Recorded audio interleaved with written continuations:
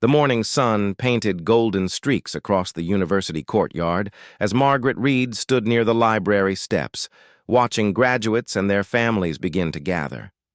She wore her black graduation gown with quiet pride, though beneath it her shoes told a different story. They were worn canvas sneakers, carefully cleaned but visibly aged, with small tears along the sides that she'd tried to cover with a black marker. Margaret had worked 3 jobs to put herself through college. At 23, she was older than most of her classmates, having started late after caring for her mother through a long illness. Today should have been pure celebration, but as she watched other graduates arriving in polished dress shoes and designer heels, a familiar weight settled in her chest. She thought about the borrowed dress beneath her gown, the makeup she'd applied with a steady hand in the campus bathroom, and the shoes she simply couldn't afford to replace. Her younger brother had his own graduation next month. The money she'd saved was meant for his ceremony, not hers. Near the administrative building, she noticed a man in his early 30s standing beside a gleaming black luxury car. He wore a tailored charcoal suit and moved with the easy confidence of someone comfortable in the world. His dark hair was styled neatly, and even from a distance, she could see the quality of his brown leather dress shoes, polished to a soft gleam. Thomas Bennett had returned to his alma mater for a speaking engagement at the graduation ceremony. As CEO of Bennett Technologies, he'd built his company from a small startup into a major player in sustainable energy solutions. But success hadn't erased his memories of struggle. He remembered eating ramen for months, wearing the same interview suit until it shined at the elbows, and the professor who'd once quietly paid his overdue library fees. He was early, as always, and found himself watching the graduates arrive. That's when he noticed her. A young woman with long blonde hair, standing alone, repeatedly glancing down at her feet with an expression he recognized all too well, shame mixed with determination. Margaret took a slow breath and made a decision. She would ask someone, anyone, if she could borrow their shoes just for the ceremony. It seemed impossible, perhaps even foolish, but the thought of walking across that stage in her worn sneakers, of having that moment captured in photos forever, made her heart ache in a way she couldn't quite explain. She approached a few female graduates, but they were rushing, distracted, their feet already in their own shoes. Then she saw him again, the man in the suit now sitting on a bench, checking his phone. Something about the calm way he sat there, unhurried, gave her a sliver of courage. Margaret walked toward him, her hands trembling slightly. She stopped a few feet away, and he looked up, his hazel eyes curious and kind. "Excuse me?" she said softly, her voice barely above a whisper. "I know this sounds strange, but could I possibly borrow your shoes? Just for the graduation ceremony?" Thomas blinked, clearly surprised. He glanced down at his shoes, then back at her face.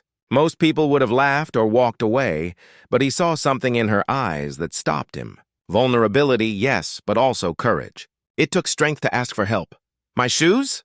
he said gently, not unkindly. "I'm not sure they'd fit you." Margaret felt heat rise to her cheeks. "I know, I'm sorry.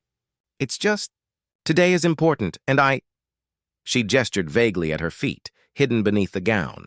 "I thought maybe if they were men's shoes, formal ones, they'd look better in the photos than what I have." Thomas stood up slowly. He was tall and she had to look up to meet his eyes. But there was no judgment there, only something that looked like understanding. "What size do you wear?" he asked. 7, she said. "Women's." He smiled slightly. "I'm a 10. "Men's. That's about 3 sizes too big for you." He paused, thinking. "But you know what? That doesn't matter. Wait here for just a moment." Before she could respond, he walked to his car, opened the trunk, and returned carrying a shoebox. Designer shoes, still wrapped in tissue paper. He'd bought them for a board meeting later that week, but hadn't removed the tags yet. "These are a 9, he said. "Still probably too big, but with the gown, no one will notice if you stuff the toes with tissue. And if you're worried about returning them, don't be. Consider them a graduation gift." Margaret stared at the box, then at him, her eyes filling with tears. "I can't accept this. They're expensive, and I don't even know you." Thomas sat back down on the bench and gestured for her to sit beside him. After a moment, she did. "Let me tell you something," he said, his voice calm and warm. 20 years ago, I was graduating from this same university. I wore shoes I'd found at a thrift store, 2 sizes too big, with cardboard stuffed inside because the soles had holes. A professor noticed. He didn't say anything embarrassing or make a big show of it. He just quietly handed me an envelope after the ceremony. Inside was $200 and a note that said, "For your next interview.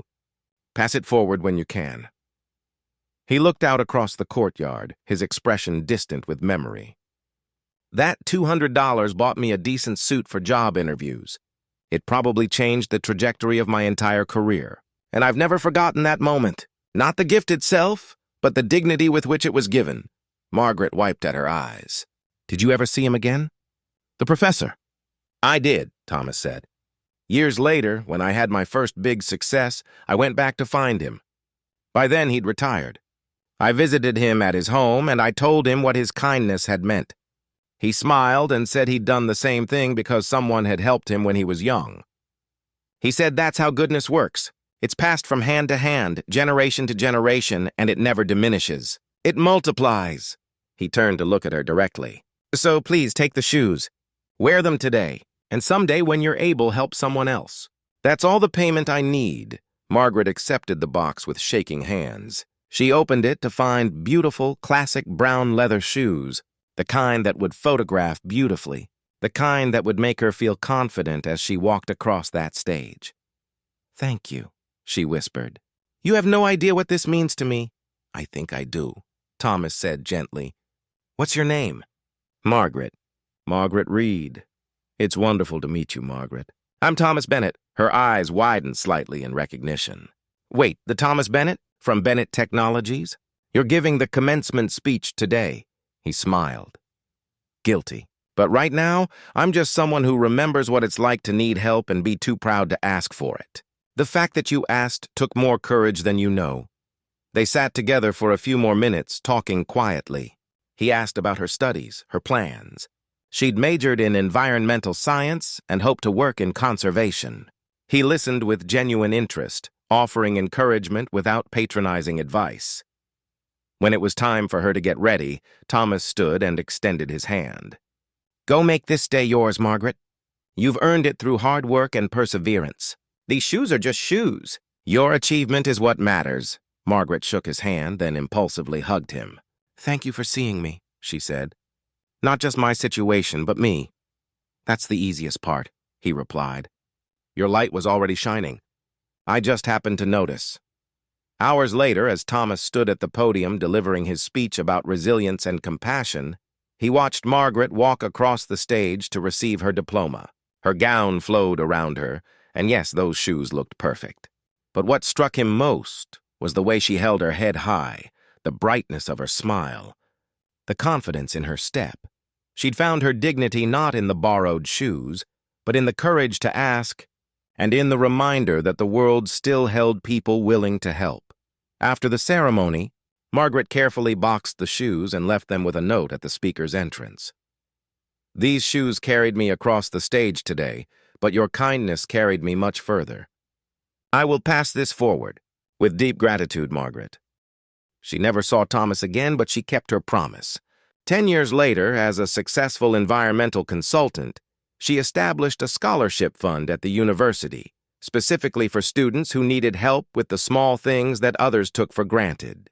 Professional clothes for interviews, graduation attire, bus fare to campus, the kinds of expenses that seemed tiny to some but insurmountable to others.